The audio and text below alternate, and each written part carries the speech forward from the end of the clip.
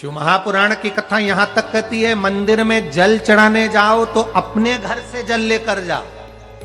मंदिर में तो बाल्टी भरकर रखा रहता है, लोटा भी रखा रहता है, कलश भी रखा रहता है। मंदिर का पानी भरकर, मंदिर की बाल्टी में से जल भरकर शंकर भगवान को नहलाना सरल है। अपने घर से जल लेकर जब जाओगे तो घर का वास्तु दोष, घर का पितृ दोष और घर का काल सर्प दोष तीनों उस लोटे के माध्यम से जाएगा और शिव को समर्पित होगा। आज फिर निवेदन करूंगा इस नेपाल देश की पावन धरा से, डोलेश्वर महादेव की कथा में निवेदन करना चाहूंगा। जो बेटा बेटी नौकरी के लिए अप्लाई कर रहे हैं, जो बेटा बेटी चाहे सरकारी नौकरी हो, प्राइवेट नौकरी हो, सर्विस के लिए अप्लाई कर रहे हैं, उन बेटा बेटियों से निवेदन है, दुर्वा शिव जी को समर्पित कर केवल दूब जानते हो ना, दुर्वा सब जानते हैं। दुर्वा जो माला पिनाई थी उसमें बहुत सारी लगी थी,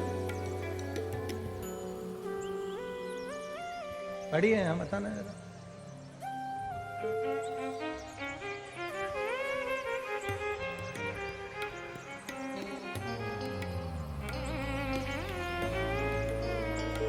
दुर्वा,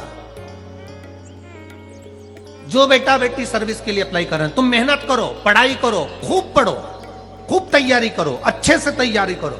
जितनी मेहनत तुमने पूर्व में करी उससे दुगनी मेहनत तुम करो उस नौकरी को पाने के लिए। और साथ में जब एग्जाम के लिए जाओ, कहीं इंटरव्यू देने के लिए जाओ, दुर्वा शिव जी को, इस दुर्वा का जो डंडी का मुख है ये अशोक सुंदरी वाली जगह, फिर समझ लीजिए जैसे ये शिवलिंग, ये गोल जलाधारी, यहां से पानी नीचे गिरता है, बीच में अशोक सुंदरी का स्थान होता है। तो ये जो दुर्वा हम चढ़ाएंगे तो इसका डंडी का मुख शिवलिंग के पर चढ़ाएंगे तो ये शिवलिंग पर डंडी की जो भाग है वो अशोक सुंदरी की ओर हो गया और ये भाग इस ओर हो गया। शिव जी को समर्पित कर पहले दुर्वा चढ़ाएंगे, उसके बाद में देवाधिदेव महादेव को एक लोटा जल जो तुम घर से लेकर गए हो वो समर्पित करो। 3 महीना लगातार अपनी पढ़ाई की मेहनत करो, अपने इंटरव्यू की मेहनत करो और खूब अच्छा पढ़कर साथ में एक लोटा जल और दुर्वा, शिव जी को भले 10 दुर्वा की जगह केवल एक दुर्वा चढ़ाओ, चढ़ाकर जल चढ़ाना। 3 महीने तक लगातार बाबा से प्रार्थना करना। विश्वास कहता है अगला पत्र तुम्हारा व्यासपीठ पर होगा, नौकरी मिलेगी, निश्चित है। आप करो मेहनत, कर्म करने में पीछे मत हटना, पढ़ने में पीछे मत हटना, विद्या अध्ययन करने में पीछे मत हटना, अच्छी एजुकेशन पाने में पीछे मत हटना। पहले मेहनत अपनी करो। पूर्व में जो इंटरव्यू दिए हैं उसमें जितनी कमी रह गई, अगली कमी को पूर्ण करने के लिए अच्छी मेहनत करो, खूब पढ़ो, खूब अच्छे से विद्या अध्ययन करो और फिर बाबा पर समर्पित होकर जाओ, बाबा पर विश्वास कर जाओ, भरोसा पूरा कर जाना। इंटरव्यू देते समय अपना विल पावर मजबूत होना चाहिए कि मेरे साथ मेरा काल अधिपति महाकाल है, अब निकल कर मानो।